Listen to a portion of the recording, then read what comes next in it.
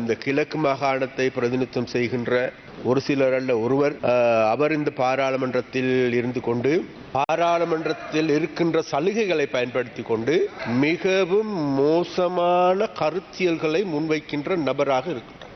யுத்தம் மூர்க்கத்தனமாக நடந்து கொண்டிருக்கின்ற பொழுது அன்றைய காலகட்டங்களில் இந்த மட்டக்களப்பு மாவட்டத்தை பிரதிநிதித்துவம் செய்கின்ற நபர் அன்று தமிழ் மக்களை கொன்றொழித்த நபர்களோடு கூட்டு சேர்ந்து கொண்டிருந்த நபர். இந்த சபையில் இருக்கின்றார்கள் ராஜபக்சாக்களுடைய குடும்பம், ராஜபக்சாவுடைய மகனார். அப்ப அந்த மகன்களால் உருவாக்கப்பட்டிருந்த தமிழ் மக்களுக்கு எதிரான குழுக்கள் இருந்தது. தமிழ் மக்களை வேட்டையாடுகின்ற, தமிழ் இளைஞர்களை வேட்டையாடுகின்ற குழுக்கள் இருந்தது. அப்ப அந்த குழுக்களோடு சேர்ந்து தமிழ் மக்களை வேட்டையாடிய நபர் இன்றைக்கு என்னமோ நீலி கண்ணீர் வடிக்கின்ற நபராக மாறியிருக்கின்றார். தமிழ் மக்கள் மீது கருணை காட்டுகின்ற நபராக மாறியிருக்கின்றார். அவ்வாறு கருணை காட்டுகின்ற நபர்களுக்கு நாங்கள் ஒன்றைக்கும் சொல்லிக்கொள்ள வேண்டும்.